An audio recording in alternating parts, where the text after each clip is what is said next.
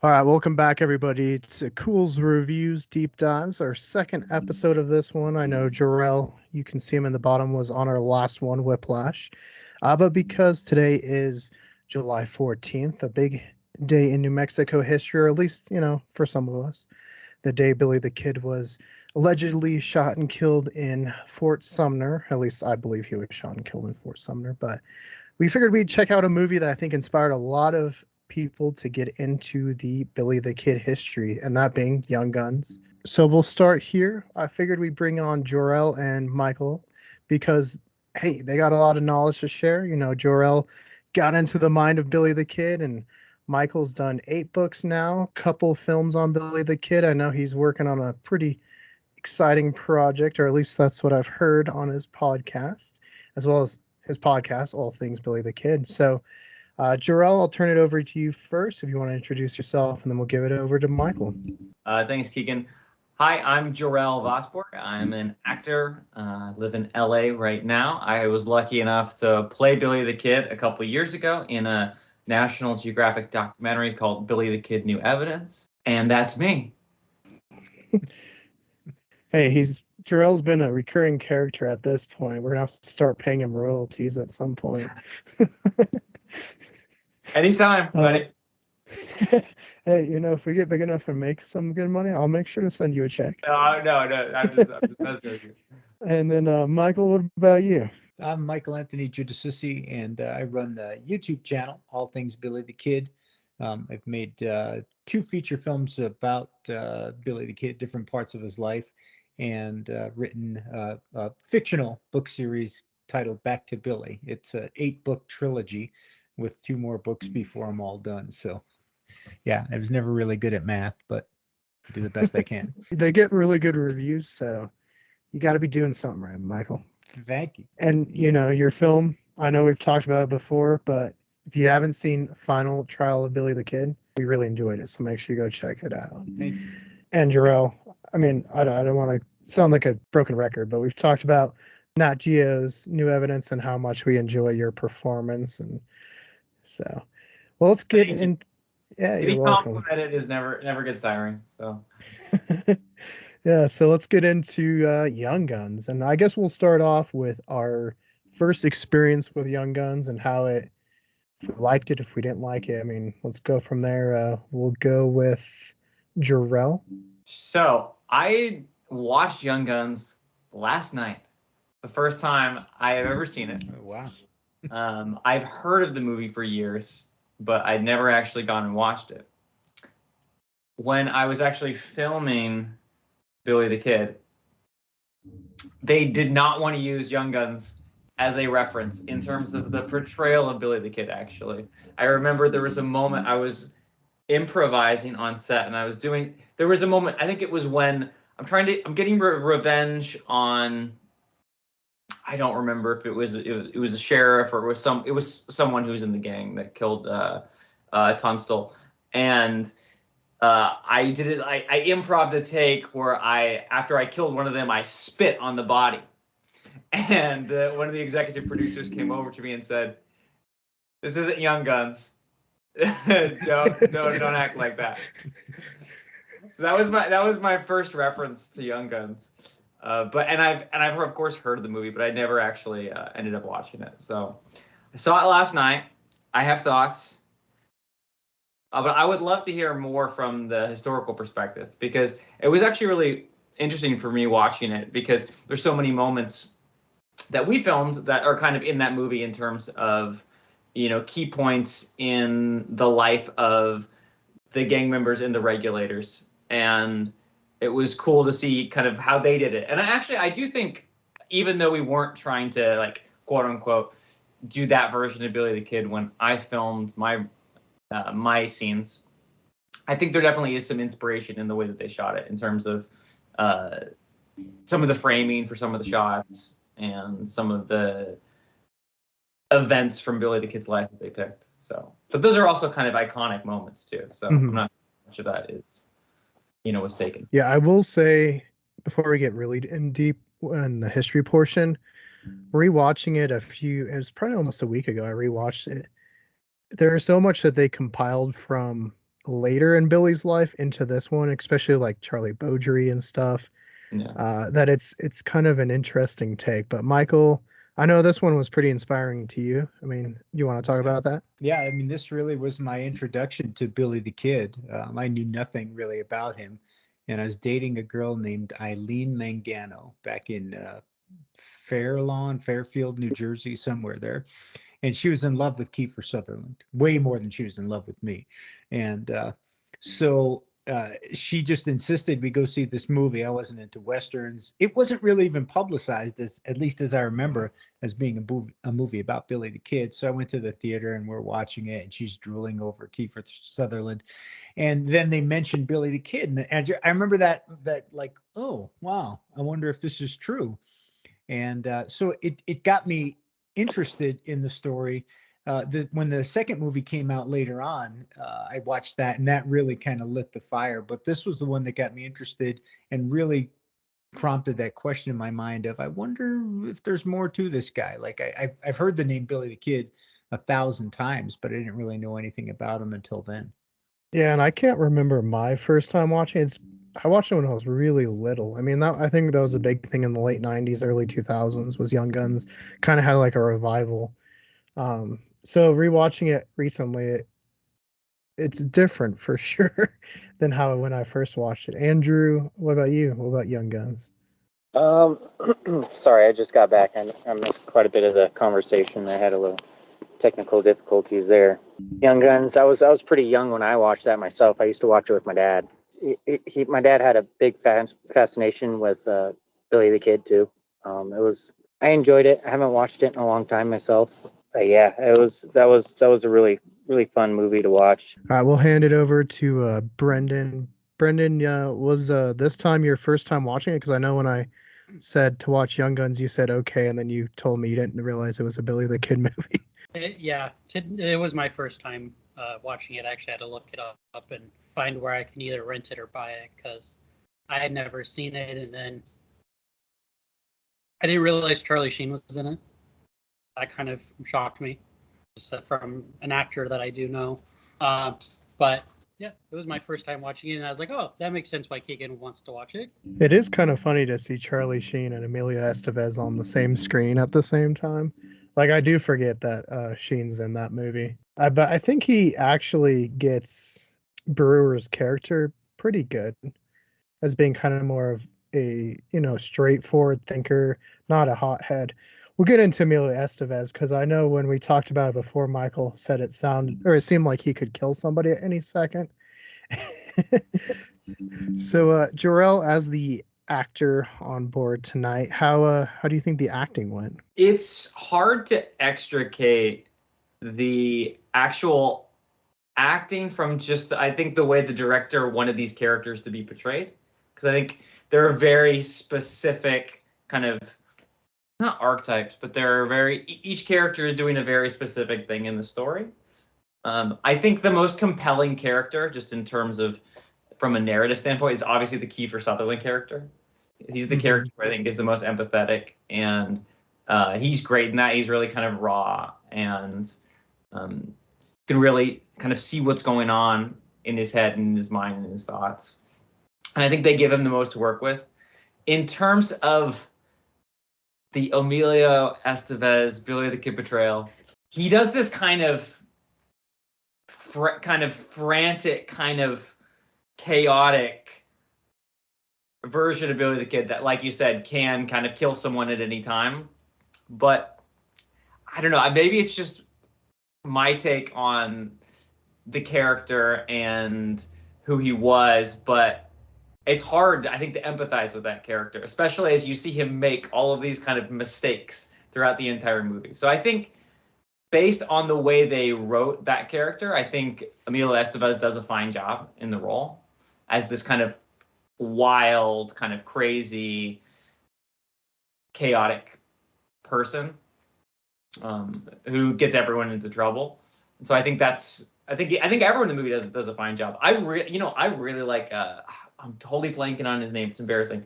Dylan, what's his name? McDermott. I'm getting him mixed up. Michael, go for it. Tell McDermott. me. Yeah. McDermott. I love that actor and I love that performance. He's amazing. It's so specific. And I remember when I was watching it, he's got all this like stuff in his teeth. I remember the first day when I was on set, they were gonna put stuff on my teeth, and I started to get like a little bit vain and like worried. And then the director came over and said, "No, not him. You can put it on some of the other people, but don't put it on him." But I love that character. That character's great, and the Kiefer Sutherland character is really great as well.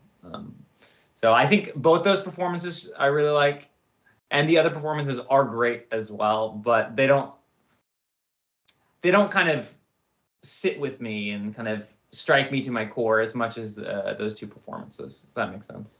Yeah, no, 100%.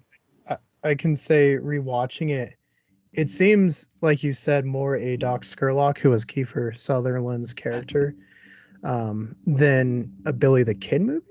Yeah, I mean, I think I will get into it. I really do think they didn't think this was going to have a sequel because of what happens in this movie. Otherwise, I think they would have stuck a little bit more to the history. But Michael, acting wise, how do you think they were doing? Well, I mean, I agree with Jor-el that, the actors did a good job with what they were given. And I think the movie was well written. It wasn't very historically accurate, but all the contemporary accounts of Billy, at least by the people that knew him well, said he was kind of a lighthearted guy. Yes, he was a killer, but he was a kid. He was friendly. He was well liked. He was polite. He was gentlemanly. And Kiefer, Emilio Estevez really wasn't any of that. He was just kind of manic, like hair trigger, like anything could set him off. And it's funny that when you ask people now about the best Billy the Kid portrayal, a lot of people point to that that performance and say, well, this, that's the iconic Billy the Kid. But at least based on the reading that I've done, gosh, I don't think that that's him at all.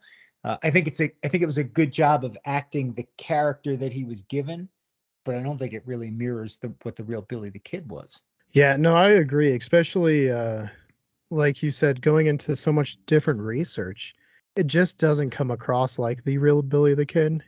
Not to compare it with Jor-el, but I did like, yeah. It's just easy because you're on here, Jor-el. But Jor-el, his performance was more, I think, akin to what modern researchers think.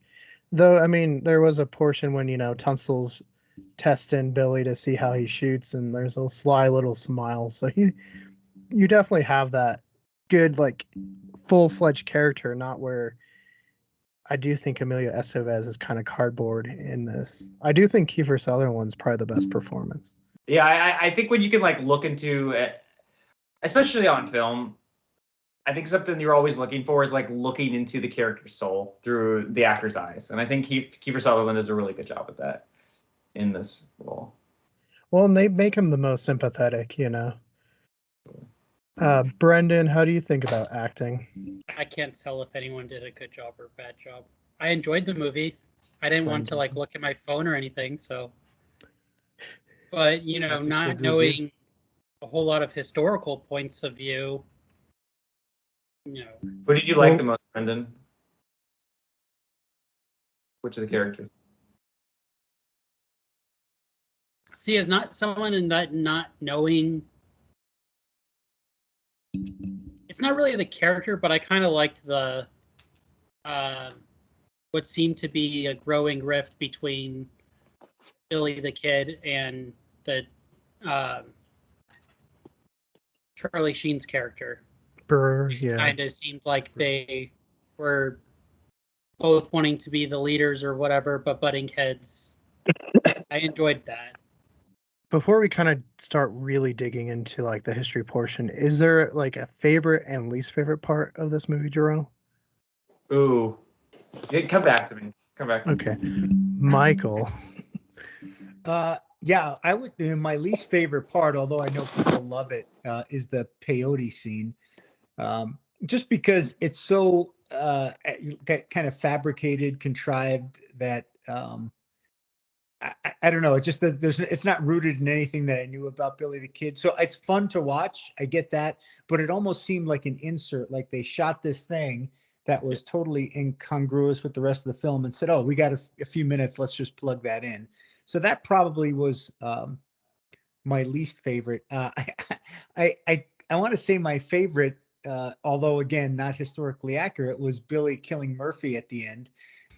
On the main street, he rides out from behind the hanging tree, and then at I don't know 75 or 100 yards, puts a bullet right through his eyes with his with his Colt Thunder, which would be almost impossible. It probably wouldn't even hit him. But I thought that was that's what you want. That's the end of Rocky, right? When he wins the fight or something like that. So I thought it was good. All right, I can jump in now. So the peyote thing's ridiculous. It feels just very 80s, very like Hollywood 80s, like more people are doing drugs. Let's put some about drugs. My favorite part actually is when they're all in McSweeney's house, and I think this is in part due to the script, because it actually gives you kind of an arc for the character of Charlie. He's this like really scared guy who doesn't want to engage, right? And then he's like sitting there like quivering, like super scared when the unit comes in, and then he has that moment where he goes, I don't remember what the line is, but like screw you, and then just like really lets them have it. And I like that because it's a like a character arc for that character, and it's like a payoff based on you've seen this guy who's been super reluctant to get killed and to put his life in the line of duty, so to speak, in that sort of way, and then you get to see him. And it also feels like a very human moment as well, that the adrenaline, it feels very visceral and very like the adrenaline overpowers him and uses all that fear and it becomes aggression. So that's probably my favorite moment in the movie, is that, because it's both a character moment and it's just a fun moment. My least favorite is the whole storyline with the, I believe, Chinese like person who what's his name has like purchased.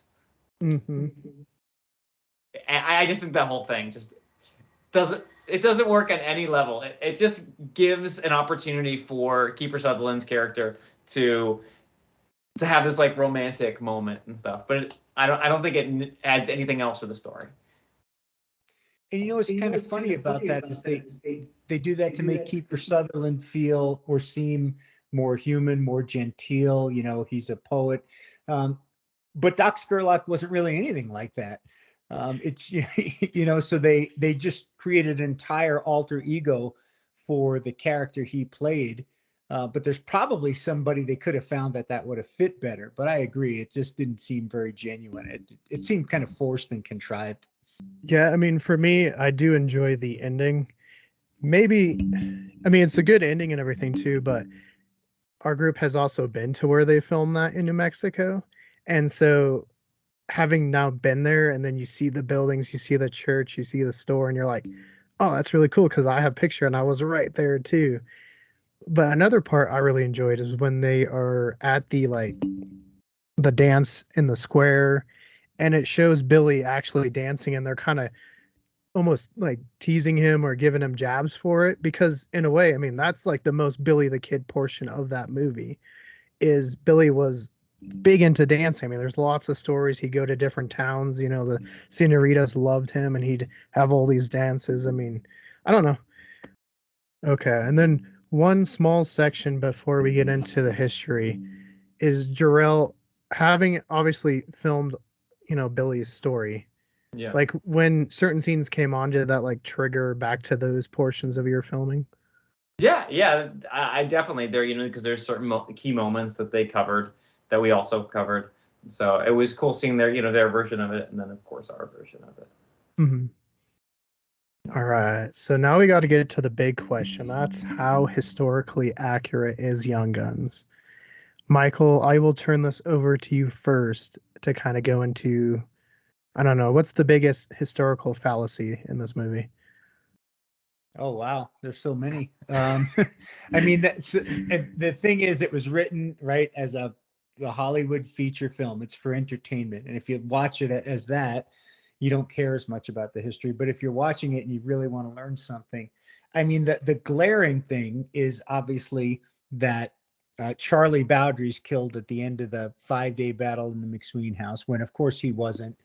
And Doc Scurlock lives on, which he lived on. He was never killed in the rock house in Stinking Springs in the next movie. He died of old age.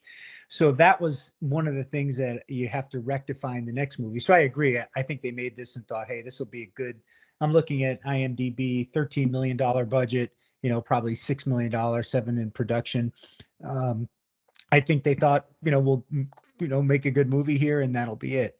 The other thing that's you can't really capture is the scope of the war. I mean, they show these 5 or 6, it's almost like a superhero movie in that regard. You got Billy the Kid, you got his 5 or 6 buddies, and they're taking on this rival faction. But that's not actually true. The regulators in the final Battle of Lincoln had 60 men in town. But you could never introduce 60 characters. You couldn't even introduce 15 characters in a in a 97-minute movie or 107-minute movie, whatever it is. So I think you lose a little bit of the idea of how big this thing was, the war was, when you're when you watch these 4 or 5 guys. But from a screenwriting standpoint, I get it. There's only, you can't make the audience care about 20 people, so you got to make them care about some of these. Yeah, I would say a big exclusion is Tom Folliard. I mean, just not even mentioned at all. And he obviously he's a big portion of that. I mean, he's the first of the 3 as far as Billy Beaudry to get killed by Garrett, and so that's interesting. Murphy at the end doesn't actually get shot by Billy because he dies of cancer, if I'm to be Murphy's correct. dying of cancer during he has no part in the Lincoln County War. He sold his assets to Jimmy Dolan, and he's dying as the war is going on. So Jack Palance, I mean, I love Jack Palance and just the grittiness of his performance, but he should have just been laying in a bed silently if it was an accurate portrayal. I will say I did like how they kind of framed the Tunstall portion. Obviously he's too old because Tunstall's much closer in age to Billy than in here. But as far as just kind of he was all by himself. Now, was he riding up to the gang? I mean, you've done more research on that. You've been to the site. Yeah. So, the portrayal there, and I think from cinematically, when you need to show this kind of distance between Billy and Tunstall and the eye contact when you get shot, you need to shoot it that way. But that's not, again, at all what happened. And Billy and John Middleton, who are the last 2 in his line of defense, have already ridden off by the time Tunstall is engaged by the posse because they know they're going to be dead. They can't save him, and so they take off. And then Tunstall is killed at relatively close range by the posse. There's no eye contact. There's no fond look, as he lays dying or anything like that. But again, it's not a documentary. I mean, it's a really entertaining film, and so I like a lot of the choices they made on the cinematography to make it look bigger than it was. Yeah, no, pretty famously too. After they killed him, they killed his horse, and then they placed them together like they were taking a nap. And we didn't quite get that in the movie, but no. I did like Tunstall's character in here. Actually, I do enjoy that. And McSween was pretty young too. If it was Young Guns, they could have carried that theme. Tunstall's 24, McSween's 28 or 29. And so instead of the patrician, like fatherly figure or something, they could have gone the other way and said, hey, all of these guys were really young in a very, very rough country, and they're trying to carve out, an identity for themselves and a living. So it was interesting that they made both Tunstall and McSween much, much older. And I don't know why. I don't know if it had been a better story the other way, but it certainly would have been more accurate. Well, and something that got me is the actor who plays Pat Garrett. He's not the same actor as the second one, right? Right. That's Patrick Wayne. And that was, again, one of those things where I think he just happened to be on set. He probably came by and heard that, some of his buddies were filming a Western. And I think they just threw him in an outfit because that scene is totally inconsequential to the rest of the film. And then he's gone. And then it's William Peterson, I think, in the next film. So yeah, what's his name? Randy Travis is in the film. Tom Cruise is in the film. Patrick Wayne is in the film. I think these were just cameos of friends that they had on site. Right. Tom Cruise just by the Gatling gun gets shot down. Is Beaudry's the one that shoots him down too, right? I think so. Yeah. Yeah. It comes out and just like. Jor-el, I mean, do you want to piggyback off any of that as far as like Sure. I mean, anything? I'm kind of like a fly on the wall here because I do not know the history. I know, some basic things, that I've learned in terms of like listening to an audiobook and a little bit of research, but I do not know the history too well. When I did my performance, it was, and I think this is kind of what happens when you're an actor, right? It's not your job to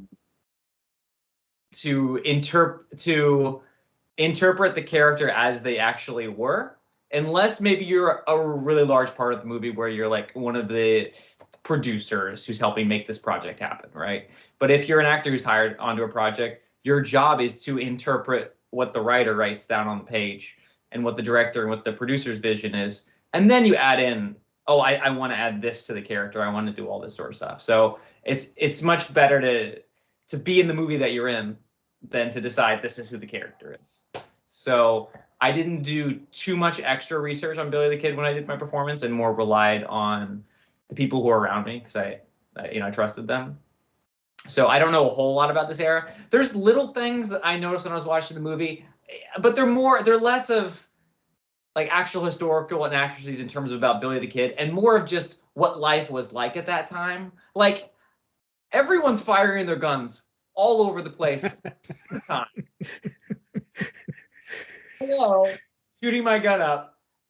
Those bullets, I'm sure, were expensive, right? Or that powder was expensive. Having fired guns, it's a big event, right? You're not just doing it to say hello. I feel like every other word they were just like boom, boom, boom, into the air at you. And like if someone someone takes their gun and draws it at me, you better be ready, to fire. That's the principles of using a gun. People are like, Billy the Kid's always has a little gun like pointing at people. That's really dangerous. And I think he would have gotten shot a lot more often. Stuff like that bothered me in terms of like the historical inaccuracy. But who knows? I wasn't there. I haven't done the research. Just from practical standpoint, that sort of stuff got to me. I don't know. What do you think about that, Michael? Yeah, Jor-el, and you're right, because guys didn't walk around spinning their guns reverse and then cock them and then uncock and cock. Like that just would never happen. You'd pull a gun out if it were for self-defense and you'd shoot somebody with it. So that whole idea. And if you saw Tombstone, you see Johnny Ringo with the big gun spinning thing, like stuff like that would never happen because it was dangerous. These guys were often drunk, and you're right, shells were expensive. These were not wealthy guys. You're not going to go pop off 25 rounds just to practice and blow a week's pay on it. So I agree with you. It was a little overdone. Stuff like that. Well, what about Dirty Steve Stevenson, right? Or Stevens? I mean, how do you get a nickname like that in the Old West, where they probably bathe maybe once a week? They're all dirty, yeah. right? So how dirty do you have to be? You got to be Really beyond dirty. dirty. From head to toe, head to boot. Yeah. No, and I thought they were just like, they brought him on set, and I think his character was great. But they just brought him on set and they just were like, all right, let's put as much makeup and stuff on him. Just spit tobacco every 5 seconds. Like, it's gonna be great. That's No, kind of why I enjoyed that character though, because he just just went for it. Right. Yeah, And no, with the real Dirty Steve, we know almost nothing about him. I mean, we know he was a regulator, and that's kind of it. There's almost no history on him. Like there were many more well-known guys that were actually very close with Billy, Fred Waite, Henry Brown, guys like that, Tom Folliard. So it's interesting from the writer's standpoint why they chose that character. It's a great name, and probably you look at it and go, well, I can do a lot with a guy that's named Dirty Steve Stevens, but you have nothing historically to go on if you're trying to make it realistic. well, what about Charlie Sheen in this one? I mean, he does pretty good at Brewer, do you think? I thought Charlie Sheen was great in the role. I think it's probably very close to what Dick Brewer was. He wasn't old. I think he was 26 years old, but he was older than a lot of the guys. He was well respected. He'd done a lot of just work for people in the territory, chasing down horse thieves, facing people down. Like he was a smart, tough, well respected guy, and probably the natural choice for being the leader of the regulators. that he didn't get, to have that job very long is, the big tragedy there. But I thought he did pretty well. I look at the one picture that we know of him, and he looks a little warmer than Charlie Sheen. Like Charlie Sheen played it totally just cold and, buttoned up and those kind of things. But other than that, I think it was a pretty good performance. Although, like, based on this movie, I mean, he's buttoned up, but like, he's not that buttoned up. This guy's just like killing random people. Yeah, I guess I meant maybe Like, it's like he's like buttoned up next to a, like, it looks like he's buttoned up like when your roommate is like bringing home bodies. It's like, yes, he's buttoned up. Fair enough. Yes. Now, what about Charlie Beaudry? Like, how did you feel about his character and how they wrote him? I mean, he has obviously a good character arc, but how close was it to who he was as a person? Oh, you asking me? Yeah. Yeah. So, Bowdry, we know a pretty fair amount about, and he was, hardworking guy, came out of Mississippi, was a foreman of the Yerby Ranch, was married. I mean, he was like a very decent working class cowboy who happened to get caught up in the Lincoln County War and was under indictment. And I think that drove everything that finished, his very short, kind of unfortunate life. So the one thing we do know about Bowdry is he wanted to go straight. He met Pat Garrett outside of Roswell early November 1880 and said, look, I can't give up because there's these indictments against me and my enemies will kill me. But if you can help me get rid of these indictments and, some protection, I want to go straight. So from that standpoint, I think it's probably mirrors a lot of what we see from Casey Shamasco. I think that's the way you pronounce it. In that he was very vulnerable as a character. I think Charlie himself, the real Charlie, is probably a little more steady. He wasn't as prone to, those wild fits of depression and sadness. But I do think he was a genuinely a good guy, and he ran out of time. He ran out of time to try to fix his life, and that's how he wound up dead. Yeah. I mean, I know recently in The Kid, they played with that a lot more where he turned in where they were hiding and stuff. And I mean, when he's walking out, he gets shot and he's saying, I wish, I wish. What do you think he wished, Michael? I wish Garrett would have missed. Wish he didn't hit me. Yeah, no, I don't know. There's probably so many things that Charlie wish he would have gone straight, wish he could see his wife again, wish that Billy wouldn't have pushed him out there. I don't know, but it really was a tragic end for what seemed like a pretty good guy. Well, and he was wearing either Billy's hat or a hat very similar to him, right? And that's what Pat was looking for. Yeah, the green hat band on the Mexican sombrero, and that was the same hat that Billy had. And so Garrett said to his men, if he comes out first, I'm going to open the ball. In other words, I'm going to kill him, and I think the rest of the gang will give up. And he killed somebody, and the rest of the gang gave up, but it was the wrong guy. Yeah, and I think a lot of people point to both Charlie and then Tom as like, well, if he did those, why wouldn't he just kill another person and pretend it was like Billy? But a lot of people point to that, but like we kind of just said, Pat kind of had a key. Okay, look for this hat. He saw the hat and he shot, thinking it was Billy. Or Tom, in that case, it was snowing, and so it's hard to judge when it's snowing. So, I mean, after this one, it became pretty popular, right, Michael? So, how do you think they try to course correct and make the sequel? Because obviously they ended up making a sequel, but as a writer, how do you think that process went? I think that they probably and from what I heard, this is what I read anecdotally, that Kiefer Sutherland went back to John Fusco, or Fusco again, I don't know how you pronounce it, and said, "Hey, I want to make this next movie as historically accurate as possible," which that wasn't really very historically accurate either. So it's kind of funny, but I think they wanted to get right the things that they got wrong. And so I think the first thing you do is you sit down and go, okay, I've got a guy who's dead that should be alive. I've got a guy who's alive who shouldn't be here, but he is. So how am I going to make this switch? It's like a jigsaw puzzle or a chess game. Let me put all these pieces in place, and then I can start writing the film. And so I mean, that's the way I would have to approach it if I was writing it, to figure out how you're going to make it believable. But you know, and we're not talking about Young Guns 2, but in Young Guns 2, that idea of that the history was just, you know, completely garbled just carries through, not even with the Brushy Bill story, but with kind of the rest of the events that happened there. So they were both good movies. I'm certainly well above my capabilities as a writer and director, so I'm in no place to judge. But I would say that I think at some point they just threw papers up in the air and said, "Well, screw history. Let's just write a good film," and that's what they did. Hey, let's just have fun. And Emilio looked like he was having fun. I think the whole cast, you could see that. And especially during that peyote scene, I know it wasn't everyone's favorite, but it looked like they were having a blast. Oh yeah. And so I don't know. I do want to. I wish I was a fly on the wall and just I want to know how that scene came to be. Or see the outtakes. That'd be great too. Right. Yeah. I just want to know, like, was that something that, you know, the crew was just kind of having fun with, loosening it up, and they're like, oh, let's put that in the movie? Because, I mean, how was Chavez y Chavez historically compared to this? Yeah, so he wasn't a Mexican Indian. He was Jose Chavez y Chavez. He was Mexican. Looked nothing like Lou Diamond Phillips with the long flowing hair and the knives on his belts and those kind of things. But Chavez was a warrior. I mean, he was a badass dude. He fought in the Lincoln County War. He became a constable. He murdered a man. He went to jail. Was sentenced to death. Had his sentence commuted to life. Then stopped a prison riot.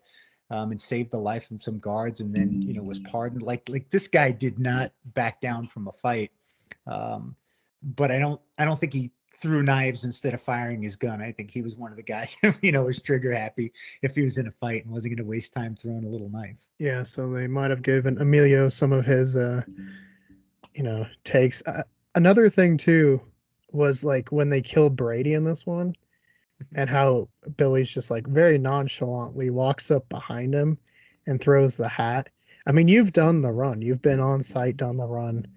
Yeah. I mean, how does that work out? I mean, would that even, I mean, obviously that's not what happened, but would that have even been possible? No, and the thing that struck me is because you've been to Cerrillos where they filmed it. So it's a very small area on the street, and they must have had, I don't know, 100 background actors there, because there's wagons going by and kids running across the street, people screaming. Like it's really very lively. And there is Billy the Kid trotting behind the sheriff, and nobody says anything. Like this wanted guy, and they go, "Hey, sheriff, there's a guy behind you about to take your guns and kill you with them." Like nobody says a word. Billy skips up behind him in the hat. So it didn't happen anything like that. He was killed from ambush behind a wall. Maybe where the regulators were in Young Guns would be more kind of an accurate portrayal of that. But again, I think that gives that feeling of Billy being just kind of on the edge or a little manic, that he's going to run out in the main street and grab the guy's own guns and kill him. That clearly didn't happen. That wasn't the real Billy the Kid, but made for a good scene. I bet you a lot of people believe that that's the way it happened. Jor-el, any thoughts on this, since I know you filmed this scene? Yeah, I mean, when we did it, we were behind a wall and jumped out and did it. I agree. I agree that it would be impossible. Although, you'd be surprised how clueless people are. I don't.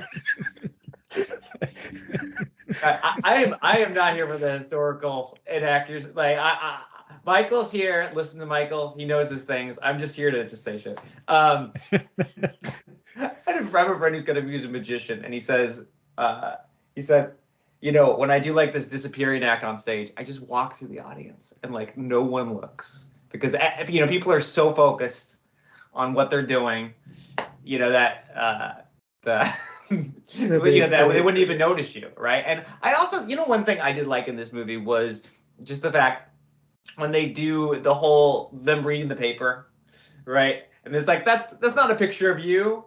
That's not, you know, that's not a picture of you. You didn't do that. And that kind of the mythos and the myth is building about Billy the Kid.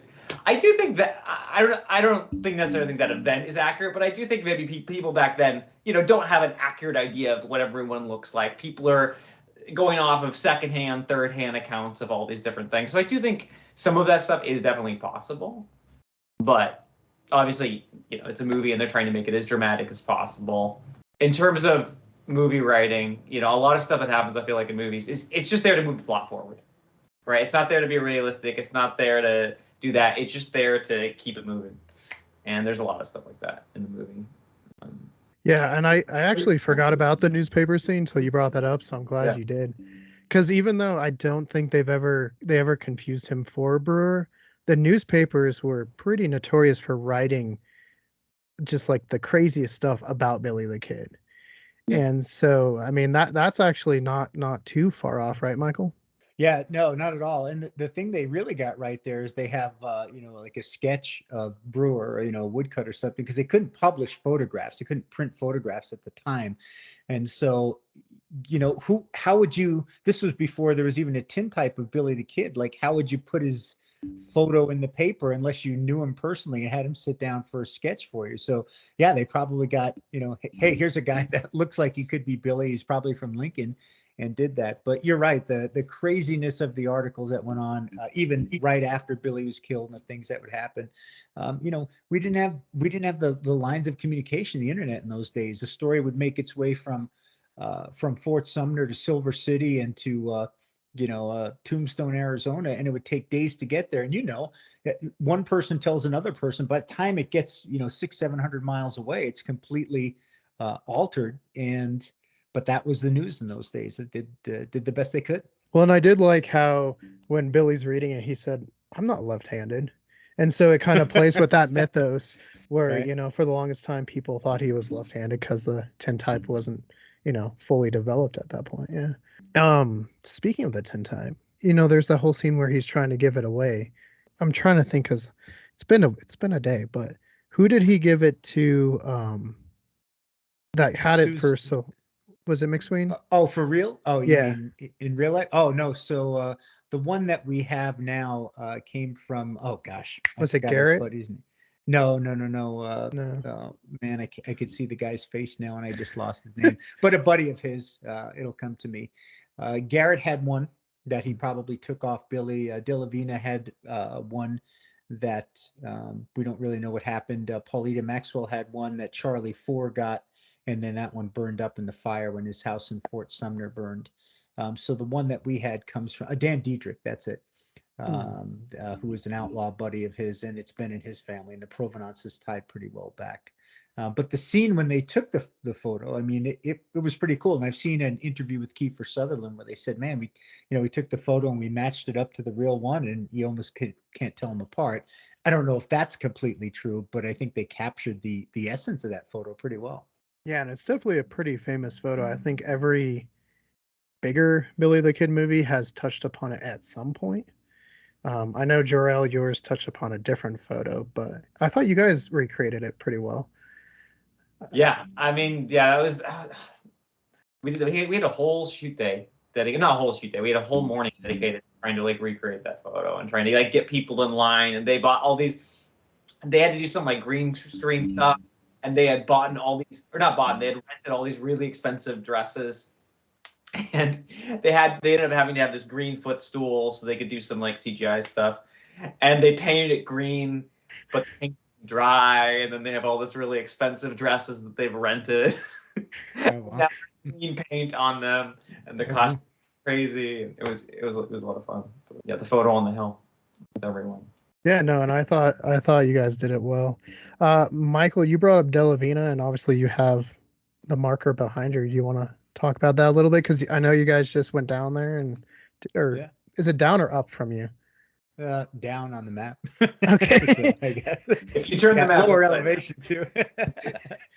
Yeah, and Delavina was a non-entity in the movie too. They never got there. And in Young Guns too, she didn't show up, but she was a really important character in the life of Billy the Kid and the history of Fort Sumner.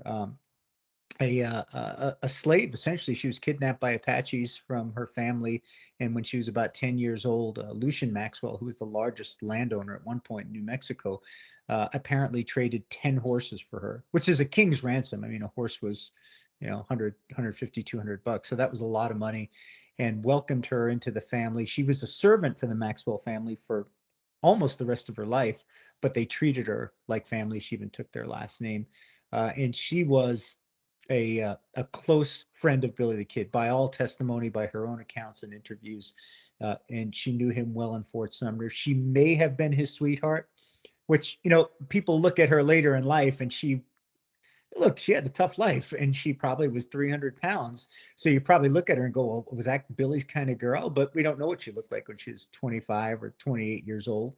And, but she was, I said at the memorial when we put the memorial up that I think she was probably one of his very few true friends at the end of his life. He went back to Fort Sumner, and for whatever reason, he didn't leave. He could have gone anywhere. He could have gone to the Manitou Incline and climbed 2,000 steps or whatever it was. He could have gone to L.A. with Jor-el and, you know, hung out. But he went to Fort Sumner where he had to know he was going to be found, and he wouldn't leave for 2.5 months. And so somebody or something kept him there. And I really think it was the small cadre of friends that he still had left, of which Delavina would be one of the important ones. And she was one of the first people, if not the first, to see him after he was killed. She cried over his body. And she famously said, as it says on the sign here, I hated those men for what they did to my little boy.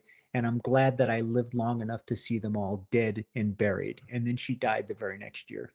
Yeah, no, and that's so cool that you guys were able, because I know it was a team project, but it's just so cool that you guys were able to get that up and at least give people a place to go, you know. Yeah. Visit Thank her, you. you know. So Yeah. I know we'll try to make our way out there in a couple weeks and take some pics and stuff. Yeah, so I mean, towards the end of his life, right? You know, who else is close to him outside of Delavina? I mean, maybe Paulita, but it's hard to say towards the end. Charlie and Tom are killed. Mhm. So he doesn't have those guys. Rudabaugh is never considered a close friend.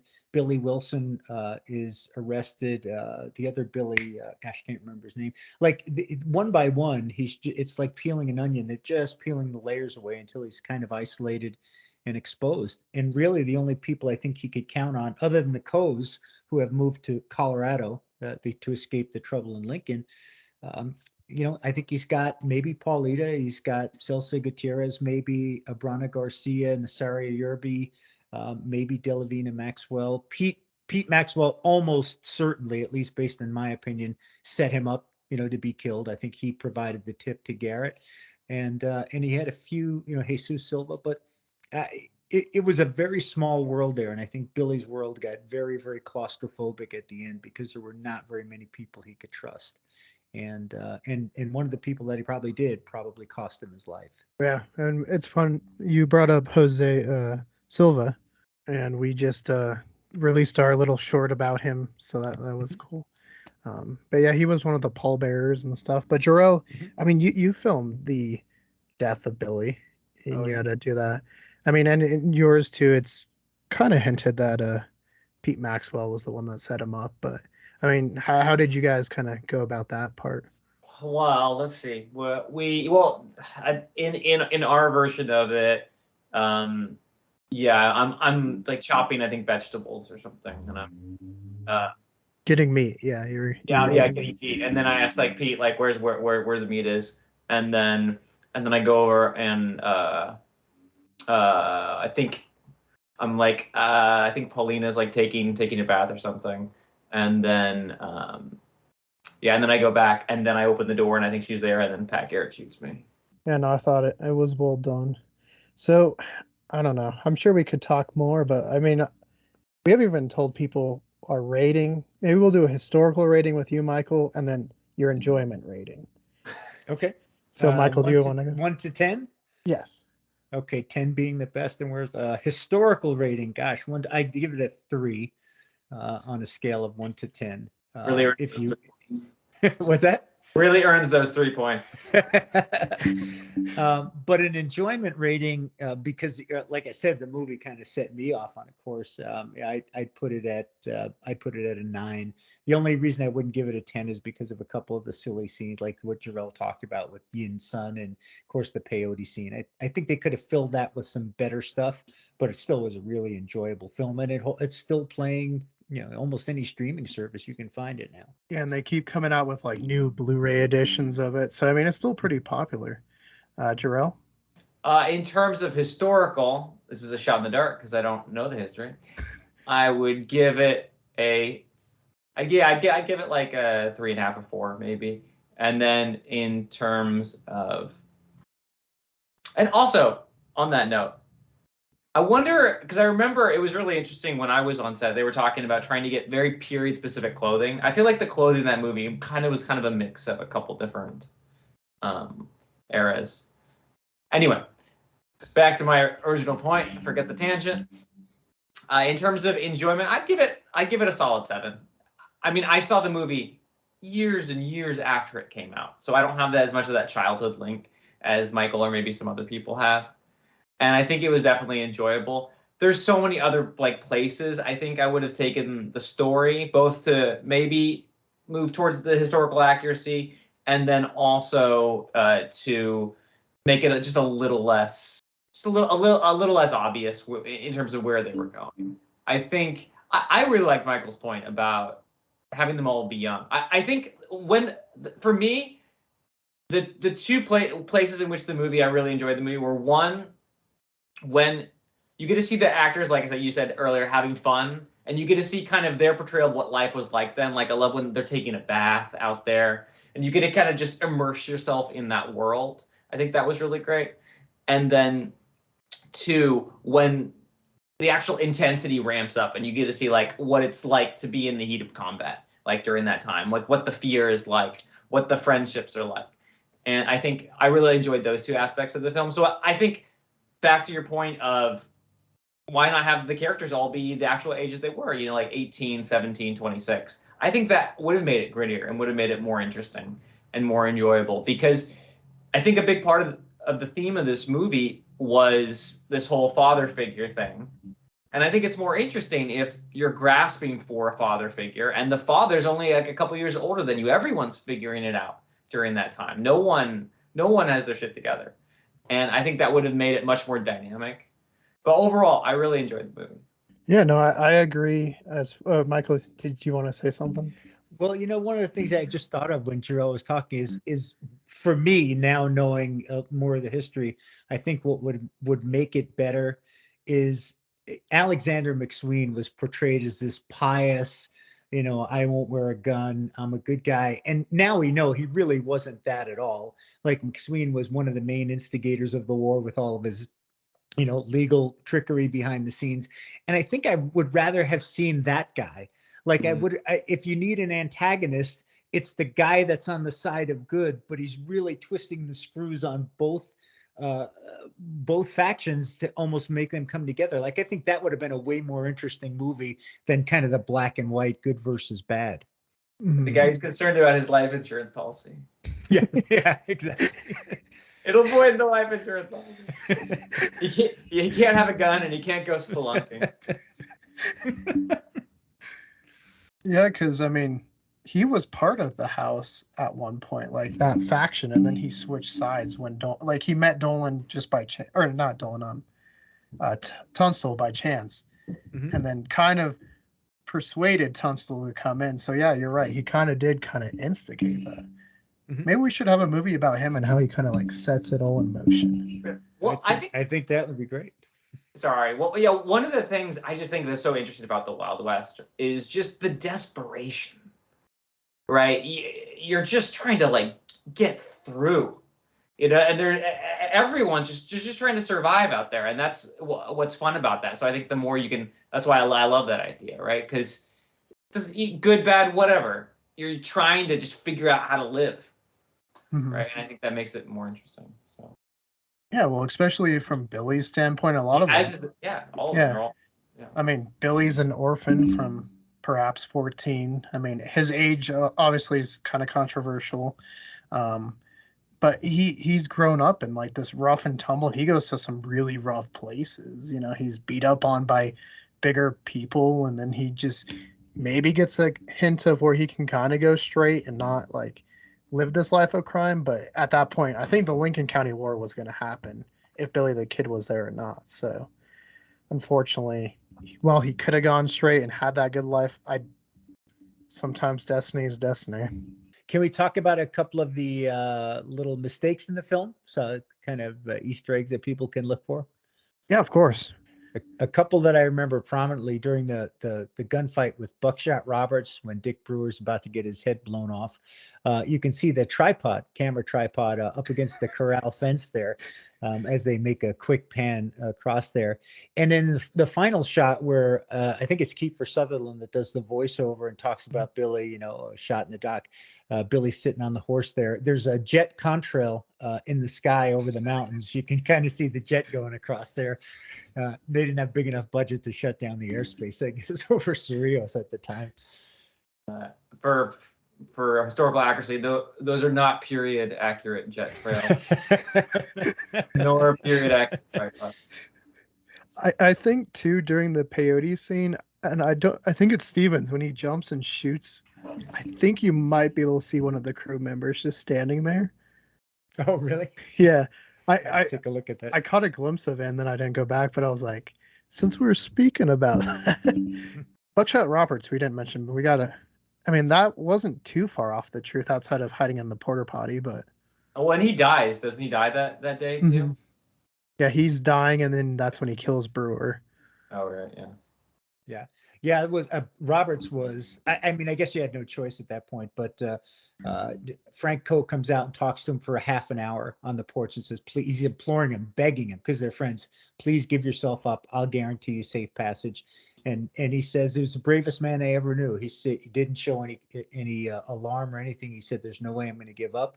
And finally, the regulators come storming around the front of the house, and Bowdry says, "Throw up your hands, old man." And I don't know if you can see the sign, but Buckshot Roberts legendarily says, "Not much, Marianne," pulls his gun out and starts firing, and hits Billy, hits Bowdry, backs his way into a building, and he's gut shot by then, but he doesn't die until the next day, and kills Brewer as well. Tough old guy. And all he was doing was he was at Blazers Mills to pick up a check. He'd sold his ranch. He was leaving the trouble behind, and he was waiting for the check to arrive by the mail carrier. And that's the reason he was there. Walked into an ambush. Yeah, I guess that's another historical inaccuracy. He's not there to capture him. It's just kind of happenstance again. And what a tough way to die. I mean, just shot in the gut. That's a long, painful and he death. Doesn't cock two rifles and then throw them on the ground, to Jor-el's point. Like, "I'll cock these for the future," throw them down, and then grab another one. Well, this movie makes the cardinal sin that so many movies make that I hate seeing in movies now. It's fine. This is a movie from years and years ago, or anytime a character appears on the screen, they have to build him up as the biggest character. Like, "Oh, did you hear about this guy? He's blah, blah. You can't just go like, "Oh, Buckshot." You have to go, "This guy, he did this, and this, and he's responsible for this." Reading his resume to you. You can just look at the actor's eyes and realize that this guy is important. You don't have to like suddenly jump into what's the word I'm looking for? Expository mode or something. Yeah. It's definitely a very 80s trope. I think it happens today. It happens in so many movies. I'm so tired of seeing it. Yeah, it's not enough that someone can just be like intimidating or something. They have to like have done this and this. Like, you can't just believe that this person based on like the way they're portrayed. You have to build everything. Yeah. Hey, what do they tell you in movie taking class? Right? It's show, not tell. We have some echo. I don't know where it's coming from. Brendan, it's been a while since I've talked to you. How do you think of the movie, like rating wise? Did you enjoy it? Not enjoy it? What do you think? I'd say 7 or 8 out of 10. Obviously, I didn't know how historic it was. I don't usually pay attention to that type of stuff. I know some other people that I've talked to or were used to work with, they hate certain movies because they're not historically accurate. But I was like, but it was a good movie, like, anyways. So I'd say 7 or 8. I'd watch it again. It's not one of those movies that, seen it once and I'm good. I'm happy like night scenes weren't too dark. I feel like sometimes movies, when at night, they're too dark or something, and I didn't feel like that with this movie. So yeah, it didn't get full Game of Thrones season 8, right? Exactly. You're saying you could see the movie. Watching it in the dark is good enough. Hey, Keegan, could I make one point? Yeah. Being involved with the channel, I talk to a lot of people that are into Billy the Kid, and I hear the same refrain over and over and over. "Oh, all this Hollywood crap. Why don't they just make a movie about the real life of Billy the Kid? It would be so much more interesting. And to that I say, no, it wouldn't. It really would not. Like, the Old West was not this dynamic place to live. As Jor-el said, you're struggling to get by. There's, days and months and weeks that go by where you're just sitting on a horse and moving cattle. Like, the true life of Billy the Kid and the events that happened, you could probably show in like 15 minutes. And so there's no way to tell the real story because we don't know what he dressed in other than in the one photo. We don't know where he stayed most of the time. We don't know how many times he went around firing his guns. So it would still have to be made up anyway. But to the general public, you're going to make a movie for, I think, Guns 3, they've got a $50 million budget. So maybe that's, I don't know, 25 or 30 million production budget. You're going to make a movie that people have to want to see that are not Billy the Kid fanatics. And that means you got to romanticize it. You got to make it glamorous. You got to do some other things. So if you want the real Billy the Kid, there's a lot of good documentaries out there. You can probably piece together a good story. But if you're going to spend $50 million on making a movie, you better make it so that people are going to go sit in the theater and pay their money to see it. Yeah, kind of like the Elvis movie that came out recently. Obviously, they condensed stuff or shortened time frames to make it more dramatic and stuff. But to me, I enjoyed it. I enjoy Young Guns, even though I do feel like Emilio Estevez is closer to Johnny Depp's character in Black Mass than Billy the Kid. But I do. It's kind of weird because you almost wonder if you have someone that knows nothing about Billy the Kid and you show them this. I don't think they'd feel any sympathy for Billy in a way. No, I'm sure. Yeah, not. I felt the most sympathy for the other regulators. I'm like, really? They're going back? And then there's that one point where he's like, you know why? Because we're friends, and friends, friends got to stick together when the Native American characters like leave. It's like, no, leave. This guy's a psychopath. Look around you, everyone's dying. Right. Yeah, how's everyone else done? I think They're that's why the 6 feet peyote under. scene is in there, because something happened when they took that peyote that changed their mental compass. They're like, we got to explain how they would do this and go out of their comfort zone. Peyote. That's it. Yeah. Well, and speaking, because towards the end, right, they're talking about he's riding off in the sunset. Someone comes in and scribbles or carves in pals on the tombstone. Mhm. I mean, how true is that? Because I know it's on there now, Oh yeah, it's but not I don't true know at if it all. was on the original at all. Yeah, it's that was the original stone that was placed in the 40s over the 3 graves. Billy got his own, that little black granite stone that's been stolen a couple times. But again, it makes a good story that somebody came in there later, and makes you wonder who that would be. But it would be a really old man to show up in 45 or 47 and be able to scratch into a piece of granite the word pals on that tombstone. So yeah, not very accurate, but makes a good story at the end of the film. I think we've covered Young Guns about as best as we can. Maybe we'll come back talk Young Guns 2 at some point, which will be I know a fun topic for some of our comments below, but it's a conversation for that day. Jor-el, what big projects do you got going on? Anything going on that we should know about, or where can people at least find you, learn more about you? People can find me on, well, you can, if you want to contact my representation, you can find that on IMDb, under just my name. You can also find me on Instagram under my last name, which is Vaasborg, Vaasborg, which is my last name. I am recording something. Well, I'm filming something this week, but I can't talk about it yet. But it should be out in a couple months. So I will definitely let you guys know when I can let you guys know. I do have to talk about it right now. No, I get it. NDAs, you don't want to be breaking this. Michael, what about you? You got I mean, obviously you just had a big project. I know on your show you've talked about another film project that you're wanting to work on. So what's in the future for you? Well, I've got just released book 8, The Ruins of Legend, in the Back to Billy series. There'll be 2 more in that before it's all done. And we do on-site videos, just like you do, Billy the Kid Country and events and those kind of things on the YouTube channel, All Things Billy the Kid. Got another book, another spin-off series of a book, nothing to do with Billy the Kid. And that book will be out by the end of the year, 31st New Jersey. And I've just kind of started the development process for a film called Last Night in Sumner, which will be a real-time 95-minute, minute-by-minute film of the last 95 minutes of Billy the Kid's life. And if I could add one more thing, we're working with the village of Fort Sumner to very early stages, but to rebuild the Maxwell house where Billy was killed, right on the site where it was.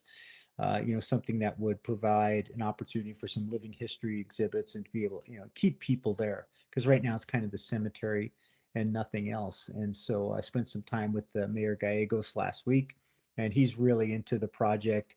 And so we're going to be, just kind of drawing on all our resources to help start raising some funds and get permission from the state to do that. So, yeah, lots of good stuff. Never any shortage of stuff to do, just to time and money. Years are running out on me. Yeah, I mean, money, I think, seems to be everyone's. I wish we had just a little bit more.